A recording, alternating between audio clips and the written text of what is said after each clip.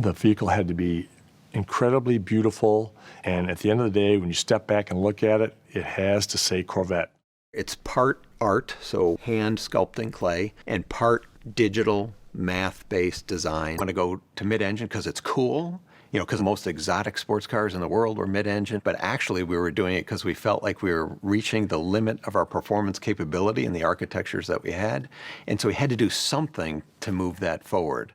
When I first heard that they were going to make the new Corvette mid-engine, really it was a game changer. We're bordering on 70 years of this vehicle. So you have this lineage to it that you have to maintain, but you also have to be willing to grow and take it further. With the mid-engine attributes, you'd have the rear weight bias from the engine for better acceleration, performance, and track times, as well as the low forward cowl for excellent visibility, and the lighter front, which really makes the car fun to drive.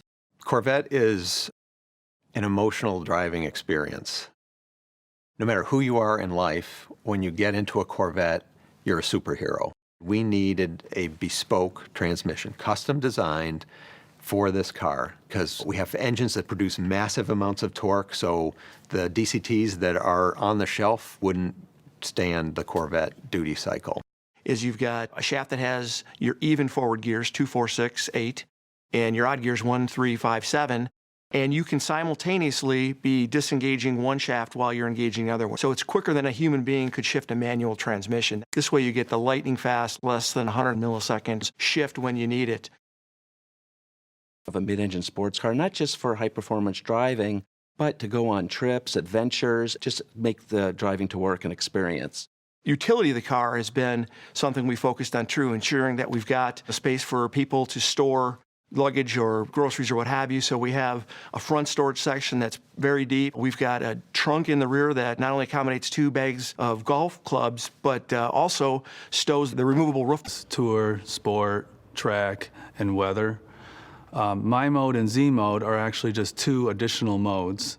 Tour, we look at it as a balanced mode that's good at everything. Sport is a little bit more catered toward the spirited driving. Track is all about the response and how the vehicle handles around maximum cornering, maximum acceleration, and maximum driver feel of the road. What my mode and Z mode will allow you to do is for the driver to configure it themselves. The design intent of Z mode is for a single use case. You could set up Z mode for that curvy road that you go on every day on the way to work. Click on Z mode, do your curvy road, and then go back to my mode, and that's your... Kind of go to a 3-seat strategy.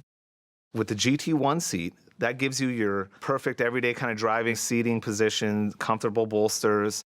The new entry that we have for this one is the GT2. The GT2 seat is really, really an exciting seat. It's a Napa leather. It has the most color blocking opportunities. It's a really beautiful formed seat. The other side effect of that is it allowed us to really dial up the competition seat. So we brought in a new material. It does a couple of things. One, it holds you in, and then the other side of it is it eliminates a little bit more leather because every ounce counts on this vehicle, especially when you're tracking it. When we started designing the interior, we wanted to make sure that it felt uniquely Corvette, but it feels like no Corvette you've ever been in before. This will be the most we've ever offered.